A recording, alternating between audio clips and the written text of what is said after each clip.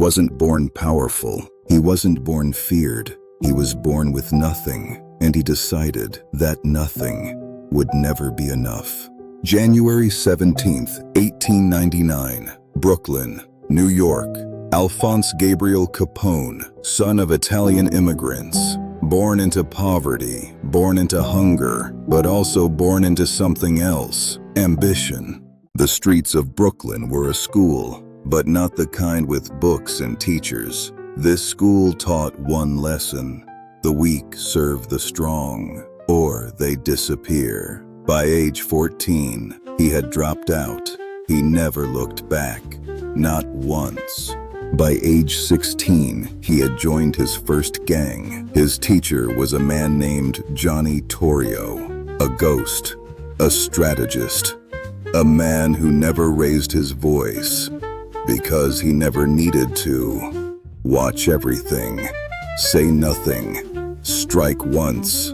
But then there was another teacher, one far less patient. His name was Frankie Yale. And Frankie Yale taught him something different. Fear is faster than respect. At 18, he got into a fight at a bar in Coney Island. 3 slashes, left cheek, right cheek, jaw, and just like that, a legend was born. Scarface. 1920.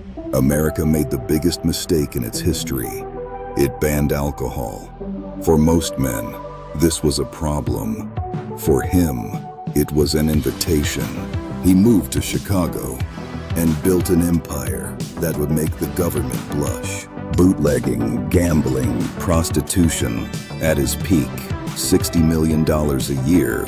That is over $1 billion in today's money. He owned judges, he owned politicians, he owned police chiefs. But power always comes with enemies. He was beloved by the very people his violence terrorized, because he understood something most powerful men never learn. People don't just fear power, they worship it. He owned them all. The judges, the politicians, the police. In Chicago, no phone call went unanswered, no order went unfollowed. The city was his. February 14th, 1929, Valentine's Day. 7 men lined up against a wall and executed.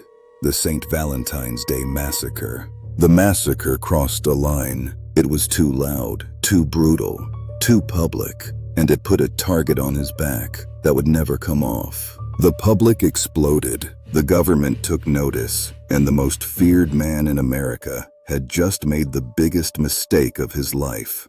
Decades later, and thousands of miles away, a different kind of story was just beginning. A boat docked in Miami. Among the refugees stepping off, one young man looked at the city skyline with different eyes, not with hope, with hunger.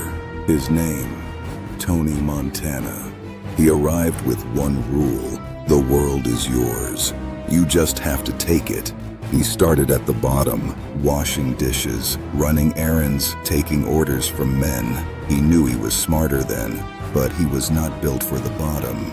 He was built for the top. Through violence, through loyalty, through sheer unstoppable will, he began to climb, and he would climb over anyone who stood in his way. He caught the attention of a powerful man, made himself indispensable, then made himself the most dangerous man in the room. The cocaine trade in 1980s Miami was worth billions, and he wanted every dollar of it. Both men built empires from nothing. Both men understood the same truth. In this world, you either make the rules or you follow them, and neither of them was built to follow. He owned the mansion, the cars, the guards. He owned everything, except the one thing that was slowly killing him, his own mind. At the top of every empire, there is always the same problem: paranoia. When you have everything, you trust no one, because everyone wants what you have. He began to see enemies everywhere. He ordered hits on men who were loyal, He broke alliances that had protected him. The empire was still standing, but the man inside it was already crumbling. He pushed away the one person who kept him human and replaced trust with paranoia. He was alone now, completely alone. For Al Capone, the end came not from a bullet, but from a number. A government accountant spent years going through his finances, receipt by receipt, dollar by dollar, and he found what no one else could find. Al Capone had never paid his taxes, not once.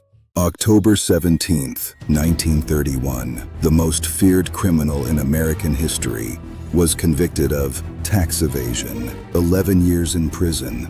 The gavel fell, and the empire ended not with a gunshot, but with a number, a single court stamp, guilty. Alcatraz, the man who owned Chicago, was locked in a cell on an island in the bay. No judges to buy, no politicians to call, just the cold and the water and the walls. And while he was there, something far more dangerous than any enemy began to destroy him. His own mind was turning against him. By the time he was released, Al Capone's mind was already gone. He died on January 25th, 1947, surrounded by his family, but completely alone inside his own mind. And the other man, his fall was louder. His paranoia cost him every ally he had. His empire crumbled from the inside before his enemies even reached the gate. And when they came, he faced them alone, at the top of his staircase, in the ruins of everything he had built. No fear, no regret, just cold defiance until the very end. Two men, different eras, different names, same story. Rise from nothing, build an empire, trust no one, and fall exactly the way they lived. Loud, alone, and unforgettable. Because that is the only truth about power. It never lasts, but the legend always does. Al Capone, Scarface, the world was his until it wasn't. Hi there. Hi there. Click subscribe.